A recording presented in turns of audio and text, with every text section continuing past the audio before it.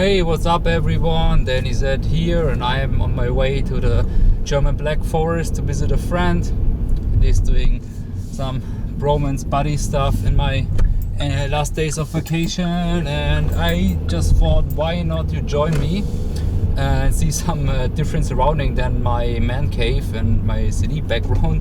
Now I'm talking from you out of the car. Why not? Something different. I've done that couple of times before, but it's been really a while. Also, I haven't done a trip for a longer time, and yes, I thought we just do some random talks, and because sometimes I have different stuff in my mind to talk to, like the back in the day talk, or new albums I can recommend, or music I want to talk, or if it's just a beer I want to drink.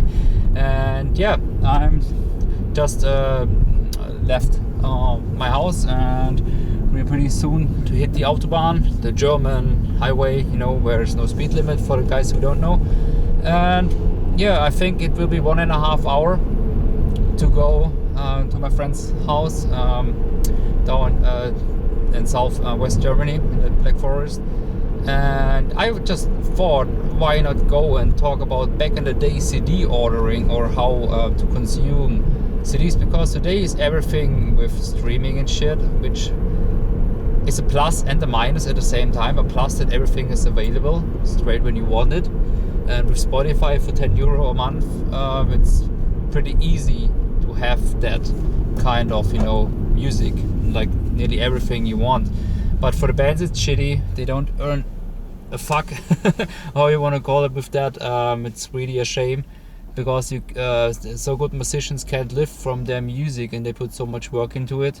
When I grew up, though I'm born 85, and I started listening intensely to music, I think in 92 or something like that, when I had a little cassette player with DuckTales on it, and my sister gave me 2 or 3 tapes from Metallica. And I started listening to that, and some of a German punk band, Die Ärzte. I started listening a lot, and yeah, but back then it was just about trading. It was still a tape trading days, but not as in the 80s. But I traded tapes with friends from my neighborhood, and my straight neighbor gave me some other stuff to listen to. I think also some Megadeth and Nirvana and stuff like that I listened to. I was pretty much, a rock kid straight from the beginning. I started listening to music. Besides that, I listened to some of the, so-called charts, which coming on MTV, or in Germany we had 2 music channels called Viva and Viva 2. And Viva 2 was great, but it came later I think it was end of the 90s when it came up. And they showed really a lot of music videos. Also, they had some rock shows. It called Too Rock, and also later there was Too Hard, where they showed even some extreme metal, what was pretty cool. And I remember, I think it was in 2000 or 2001. I think 2001. They even showed on their show the music video for Reality from the Berserker, and I was blown away by that time of that sound, with that electronic sound and that sheer brutal death grind, ultra fast blasting and shit. Yeah, really cool, and it's still one of my favorite albums in that kind of sound still now. And the song Forever is really a killer until now. It really stays the proofs of time for me personally. And yeah, back to the thing. My first CD player I had in 95, I think. Yeah, I got it for Christmas for my parents. It was my biggest wish. I wanted a CD player. As you see, with 10 years old, I was already a music guy. Wanted just to consume it. And I think that the first album I bought along with my CD player, or my audio system, was the 95 album from Die Ärzte called Planet Puck. And I think I also bought 2 or 3 singles, but I can't remember what it was. I think it was some random, also some chart stuff coming up, because 10 years old, you just listen, you know. But I quickly I got some CDs from friends to listen to, and especially the first buying session later, I think it was in spring '96, when I received some money from my grandparents, you know, for Easter. I went to a record store which is pretty close to us, because to my house where I grew up, there is a big mall where back in the day, in the 90s, there was a record store inside, and there I bought Nirvana Nevermind and the Beavis and Butthead compilation CD. It was a sampler with songs from the show Beavis and Butthead, because with 10 and 11 years old I loved Beavis and Butthead a lot. I had all the comics and stuff like that, and I was watching that in the beginning of the 90s when I was 7 or 8 years old already, on MTV with my sister. And from back then, you know, I had the sampler, and also there were some nice songs on it. Also from Type of Negative, Sour Breeze was on that. I think some Pantera was on that. And well, I have to grab it out of my collection. I still own it. Pretty cool. And the Nevermind CD from Nirvana also influenced me very much. And I got also some tapes burned, not burned. They just recorded some CDs to tape for me, that I also had, you know, the Inoturo album from Nirvana, and the Black album from Metallica, and some different stuff back then. But what really changed my thinking of, let's say, so-called extreme music was when I bought in 1996. I went to the record store and I saw the cover of Pantera, Great Southern Trendkill, with the snake on it. I liked the cover, and I remembered that they had a song on that other sampler, and I bought it right away. I didn't even listen to it, but back in the day I spent hours, really hours, in the record stores, took a pile of CDs and started listening to it in the store before buying. And yeah, I enjoyed it a lot. And also when I found the second-hand record store, or let's call it old-fashioned record stores, I really, you know, dig it, you know, to do the old-fashioned way shopping, and take that time to do it. Really take that time to just enjoy it and be in the moment, and don't just, you know, I'm really like, you know, shut off your phone, really turn it off, because you don't need anything that takes you away from that moment of enjoying and searching for new sick music. But back to the Pantera CD, I bought it, and then home I put it in my CD player, and then that scream of Phil Anselmo started right with the first track. I was just, what the fuck is that? as an 11-year-old kid, I was not expecting that, and I didn't know that kind of music in that, you know, intensity as well. And yeah, from that on I was, that's so-called, infected with metal, I would say, yeah. And I was really digging more and more stuff, getting it from friends, and I just think, besides Metallica, that, and you know, Megadeth or stuff like that, Nirvana I got from friends. I just thinking what I was listening to more. I also bought the Load and Reload album from Metallica back when it came out, but it was so different to the first stuff. Also the Injustice for All album influenced me a lot. Also I got it from my neighbor, and I think the older brother from my neighbor, he had some black metal stuff, Dimmu Borgir and stuff like that, Old Man's Child from the guitarist of Dimmu Borgir, and also, yeah, now I really forgot it. Then Fear Factory also I found, and Marilyn Manson. That was like the big three for me of the extreme, besides Pantera and stuff. Dimmu Borgir, Fear Factory, and Marilyn Manson. That was my three biggest listens, starting from 96, 97. Also in 96, 97 I started also listening to Korn, but not that much. I had a Life is Peachy album, but I started enjoying it much later, when I was a little bit older.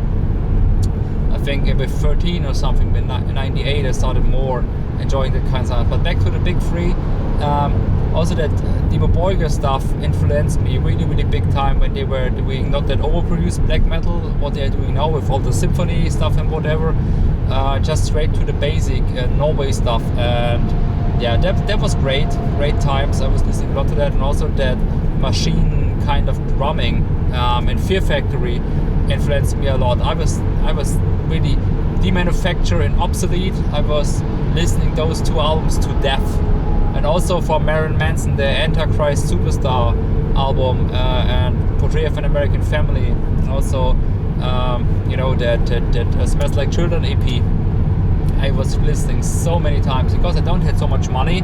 I couldn't buy that much CDs, and yeah, that was really, really cool. And I really was getting those stuff by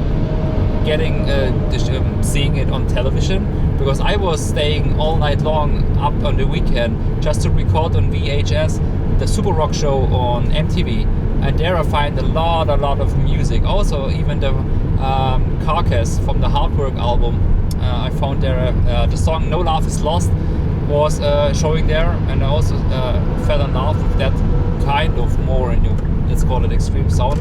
Sure, nothing compared to the first records from Carcass, but also a good jump in to get more and more into the heavier stuff. And after listening so many times to this kind of stuff, I was also, besides the record shopping and listening in the store and finding, the extremes covers and stuff like that, I was reading a lot of magazines like the Legacy magazine, A Place magazine, also the EMP order catalog. Back in the day, there you had a lot of CDs to listen, also cheap offers. Now when you get this magazine, you can't even buy a CD or a vinyl from there. What the fuck? They offered so much and good prices. Now they just offer fashion because nobody buys CDs. Because I talked with one of my trainees at my job, and she's like 17, I think she's 17 or 18 years younger than me, or nearly 20. And she also said, what's about a CD? Why there's a need for CDs? So it's okay, because it's a transformation of how we consume music. But in the mind of the youngers, they're buying and really pay a bigger price for the work a musician or musicians did for you is not there anymore. They would even, I always say that, they would even spend, they would rather spend €5 for a fucking Starbucks coffee, which holds like 10 minutes, than spending that on a Bandcamp album, which you should pay at least 10 or more, or like 10 for a physical one. But there's not that mindset for having stuff physical, but that's okay if you don't want to, put your room full with everything, with so-called, everything packed like I do. But they really don't understand. Some people don't do what it was like to dive deep into that.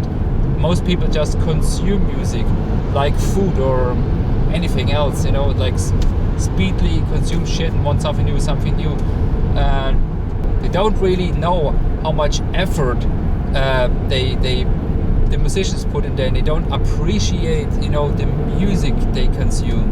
It's just something, exchangeable or throwawayable. It's like instant stuff. Like the shit on the radio, it's just fucking instant music. You can just digest and shit it out because it's nothing. It's useless. It's, I don't know. It's hearable, sure, on the radio. If I listen to this standardized mediocre pop music, you can have it in the background to listen to, but nothing will stick, nothing will stay. It's just useless and empty music, with no content at all. No content. And it's artistically everything recycled from another day. It's, for me, it's useless. Sure, maybe I'm too stuck into some metal shit, and I know too many musicians who, put so many heart and work into their music, and they don't get any appreciation from, the mainstream, and probably don't want it, because it metal was never really for the mainstream, maybe besides Metallica, Rammstein, or like all the stuff like Mötley Crüe in the 80s with their glam and hair metal stuff. But nevertheless, I think a little bit more appreciation going back and giving something back to the musicians who brought us so much joy for countless and countless hours, days of listening to their music should be come back. But okay, I lost some track here, but I just said it's some random talk. I just talk whatever the fuck I want. If you already closed down the video, doesn't matter. But all the people who stay, thank you for watching. I just thought doing something different, just some free talk. And yeah, I just, what I said before, if the EP magazine, it's a shame that they don't offer CDs anymore. But also besides that, I found a lot of like commercial offers, like some flyers printed into the magazines, and some little mail orders. And from there, I already also ordered some stuff just by cover. I did that for Discord, Chile got it, and also for Liberty. How was the album called? Age of Liturgical Decay. I ordered back from then, and also D-Flash, the first album. And then I also started, I think it was also from Super Rock, I started with Cannibal Corpse, which was also a big influence for me. And sometimes I just send an envelope with my order card. You can just cut it out of the magazines, right inside, or just check the box which you want, and you put the money inside of an envelope and send it, and hope that it doesn't get lost or something in the mail. Then waited for weeks to get your CDs. So it was everything was much slower back then. There was no fucking Amazon. You had to wait days for your deliveries, or weeks. Sometimes I ordered shirts and I waited like 2 months to get the shirts for my German mail order, because they had to wait, they were out of stock or whatever, because there was no internet ordering where you could see it's still in stock, it's just 5 pieces left, or you just have to call the mail order. I called it a lot of times and just call them, okay, next item, 1, 2, 3, and give the number, and then next item, and then they maybe told you, okay, we have it or we have it not in stock. So yeah, that was that. And also writing bands to get it straight from the band. Sometimes you had also this little order thing to put in the postage inside of the CD for like merchandise items. It was put it in the CD and you can cut it out of the booklet and order it. I have still a lot of stuff from there. Yeah, this is how I started, I would say, building up the collection and getting into deeper and deeper music.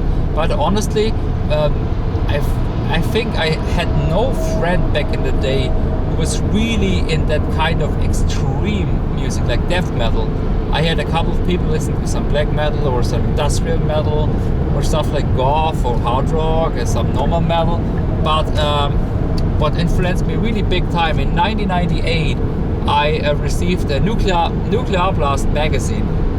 And Nuclear Blast was releasing much more extreme metal because they came out of the death metal corner when they started with the label. And there was a sampler inside. I still have the old Nuclear Blast samplers from the magazines, and on that one there was some Nasum, I think from Inhale Exhale, some Vomitory, and also some Mortician stuff stored, and I think also some Punch and Stench, I'm not sure. And that really changed my world of music again. After I found like the Borger, Fear Factory and stuff, that shit was next level of extremity for me. Like it was when I heard Nasum, that was the first time for me listening to grindcore. I listened to some death metal before, but never some real grindcore fast shit. And what should I say about Mortician? That shit still is the most down-tuned and heavy stuff around. So no band, some bands were close, but really no fucking band made it to sound exactly like Mortician. That's really a unique standard they created with that vibe and sound they had with horror and whatever. So I still die hard fan until I die, I think. And yeah, that really changed my world, I can tell you. And from there, it was, how should I say, it was really, it was just an addiction. An addiction, like you know, like a drug addiction. You need to get heavier and heavier stuff all the time. The same happened for me, and really no of my friends understood why I was digging for that extreme stuff. They just said, what kind of crap you are listening to? That's disgusting, it's not hearable, it's not even music, they said. But I said for myself, fuck you. I love that kind of sound, and I go on listening forever, and that's what I actually did until now. So we are here over 20 years later, and still I'm craving for more stuff and listening to music, talking to you about music and about my story. I don't know if that's interesting, but fuck it. And yeah, I'm already, I just have to change the lanes here. Going straight to the road, to the A81, down to the Black Forest in Germany. I still have 91 kilometers to go, a little bit more than an hour. So maybe we do some more talking. Yeah, I think in the end of the 90s also, I discovered, you know, all that extreme stuff, but then that new wave of so-called new metal music came up, because I was in my teens, so this came in because it was trendy or new and fresh and stuff like that, and I was pretty much infected with that as well. Also then I started listening to Machine Head, not to the Burn My Eyes. I first listened to the Burning Red, which was pretty much new metal influenced. I saw the video to On This Day or To This Day, how it's called, the song, on MTV. And also, but Linkin Park, back in the day, I was not liking Linkin Park. For me, they were so soft. I started enjoying Linkin Park later, but just the first two albums. Everything after this crap, or just some songs are enjoyable. But I was getting into Korn a lot, and also Limp Bizkit. And I bought the Significant Other in '99 and the Chocolate Starfish later when it came out. That I was listening to a lot, really a lot, especially to Korn, and I recorded all the videos on VHS and all the shows. I was also listening back in the day to Bloodhound Gang. Oh, there was also a band I bought in '96, '97. The one first beer coaster of Bloodhound Gang, if you still remember that funny band, which was rock, punk, hip hop, mixing and stuff like that. But I was enjoying them, and also a live show in '99 was very fun to see from them, because they were like, you're puking on stage, getting drunk and stuff like that, just making fun, and it was just ridiculous. But I enjoyed it a lot as a kid. I just thinking what was next with music. Also, a friend of mine gave me the Domination album of Morbid Angel. I was really digging that, and I think in 2000 what also changed my perspective of technical metal was Dying Fetus, Destroy the Opposition. It was my first album I bought, and then Killing on Adrenaline straight after I had that album. And I bought it along with Belphegor, I think it was Necrodemon Terror Satan, how the album was called, and also Crisium Black Forest Domain. That also changed my perspective of dirty death metal, technical death metal, from Dying Fetus. From there and there it went on, like we were digging for more stuff. I was listening to Disgorge, Lividity, and then I also found Waco Jesus, and then Disavowed came up, and also I was really diving into that underground scene and getting more and more of that extremity. And also then the internet came up, so it was more easy to find stuff or pre-listen and buying.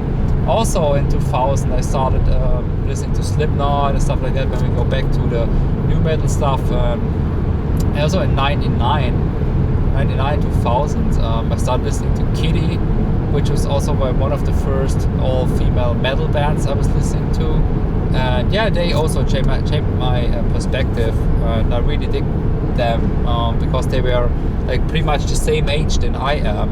And I'm listening to them until today, and they just I said it in a video before, they published 2 videos of the first 2 singles from Brackish and Charlotte on their official YouTube page. And I really remastered those videos for them, and I talked with Morgan, the front woman of Kitty, and she loaded it up, and I was really honored that they have it now on the official channel. So thank you for that, Morgan. You're awesome. And also I remastered already as best as I could, depending on the source material, the What I've Always Wanted video, and Morgan still has to check that, and maybe she will upload it too. So stay tuned. Maybe you will see that as well in full HD. I did my best depending on the source material, so don't be too hard on me about that. Yeah, and there was all the combination of the different sounds from different bands I was consuming.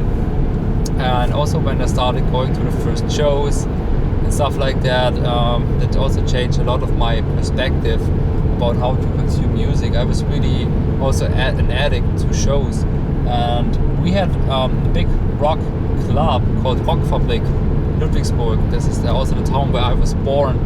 The Rock Factory, Rock Fabrik Ludwigsburg, opened in '83, and also Metallica and bands like that played there, which was pretty cool. And I think also on the Master of Puppets album, Kirk Hammett was wearing that shirt of the Rock Factory. I saw it in a magazine, but sadly last year, after nearly 40 years, the club closed down. It was the biggest metal club in Europe, and they had to close down because the rental contract was not continued, sadly. But at least they had a great and awesome goodbye party. Because of the COVID-19 Corona shit, they needed to close down because they couldn't take it, because the rent is so expensive for such a big club. With no income, the Rock Fabrik would be gone. And you know, it's better to go with a blast than, you know, to then slowly die away and fade away. So it was okay for that. But I was really like waiting to get 16 to go inside of that club, you know. That was really something. From there, it was really cool to meet other people and just be, you know, who you are, be inside of that club. And you know, I've just metal freaks around you, wasted and stuff like that. Have a good time, get on the dance floor and bang the shit out of your neck. And yeah, that was great times for me. And I really have a little tear in my eye thinking back of that time, because I made so many friendships with people who have the same thinking and enjoying the same music, or at least the same type of music, and to exchange with those people, finding new stuff, and also finding new stuff by going there every Friday. They were playing music you didn't hear before. And also they had this, I was mostly going on Friday because they had double time back then, just like buying 1 beer, getting 2 for the same price, and getting drunk as hell as fast as possible, because with under 18 you had to be out at 12, so it was opening at 9 in the evening, and then at 12 o'clock you had to go out when you were under 18. So you had 3 hours to get pissed and also listen to music and have fun with your friends and stuff. But it was okay, all great times. And yeah, what I want to say, I lost track again, sorry for that. On Sunday it was the hard death grind and black metal Sunday, and I just went often Sunday because it already opened in the midday, because you know, the most people had to work on Monday, so they opened it early that the people just have a chill out Sunday there, have a couple of beers, and can, you know, go home early. And that was awesome, because back then I also found a lot of extreme bands they played there, and yeah, that was just, is interesting days, because you were a teenager. That's already interesting, but then exploring the kind of scene and that kind of, you know, you had really to put effort, put more effort to dig it. Today you just, you know, scratch some bands, you know, and then you get recommendations from Spotify or whatever.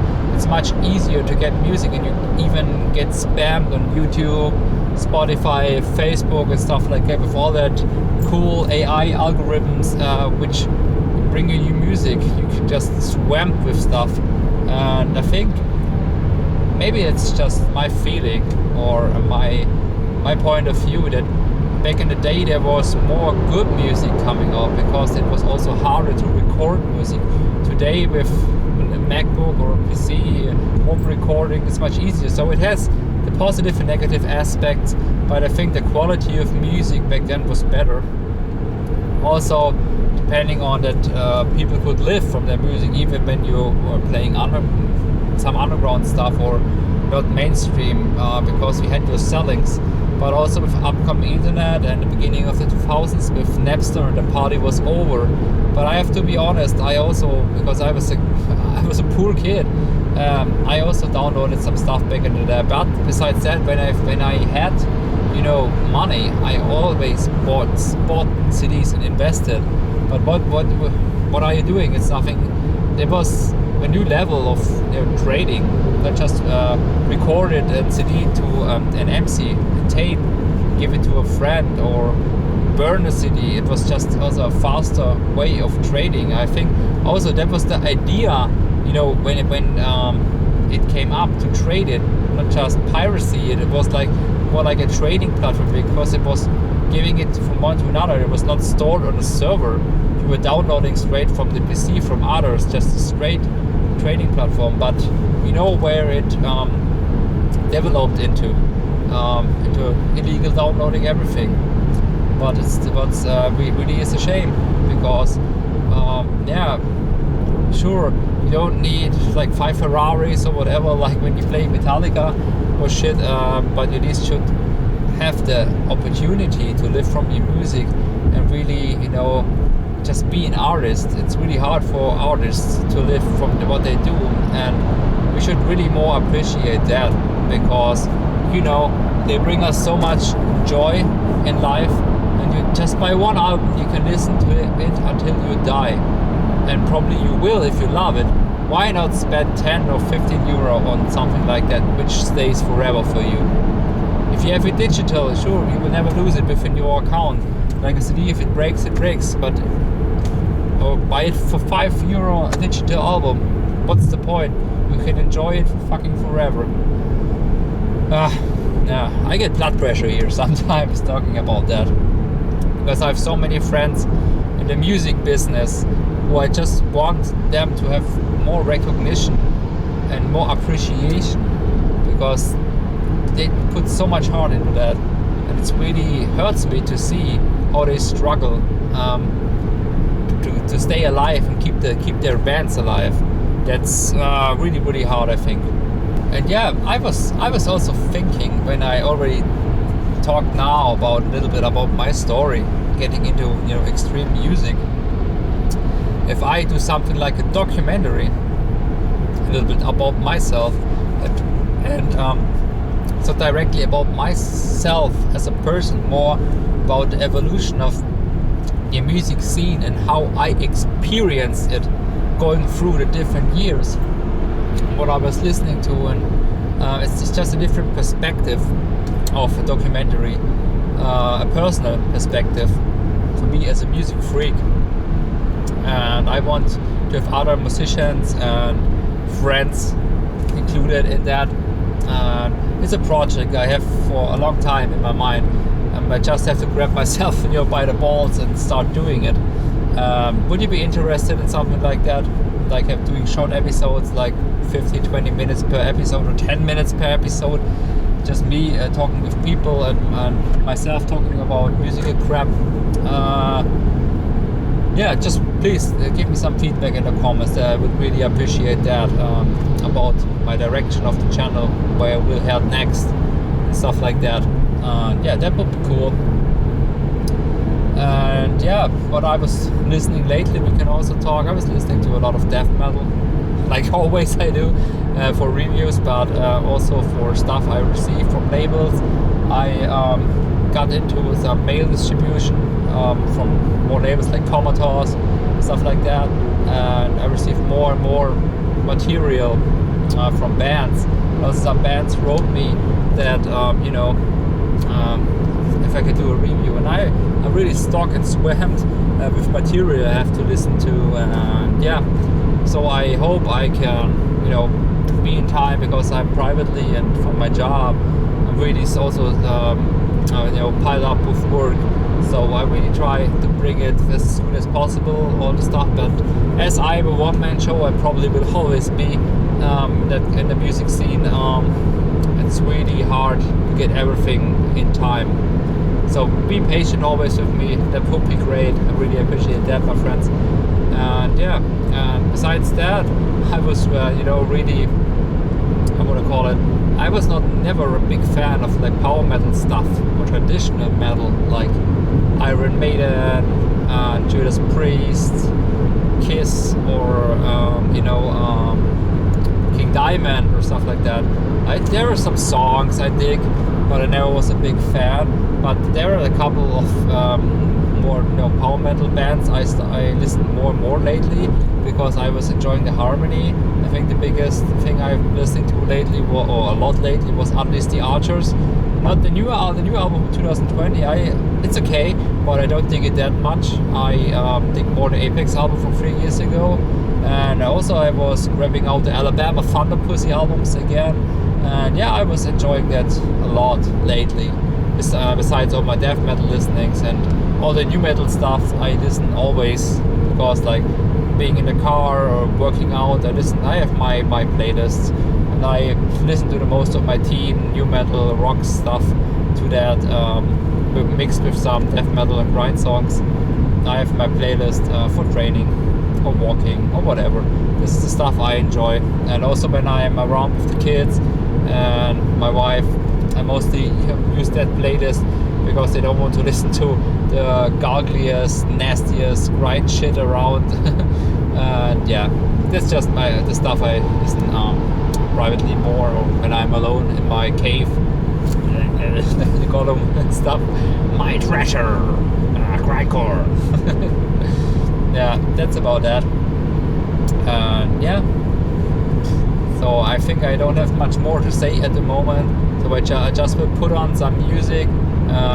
Yeah, I will also, try to write something maybe when I'm at my friend's house, or also do some talking. I have the camera with me. And yeah, I hope you enjoyed the video. And if you stayed to the end, thank you so much. That was just an idea of me random talking, and maybe I will put the camera on the road and you can continue, being with me on this trip to the Black fucking Forest. Cheers, my friend.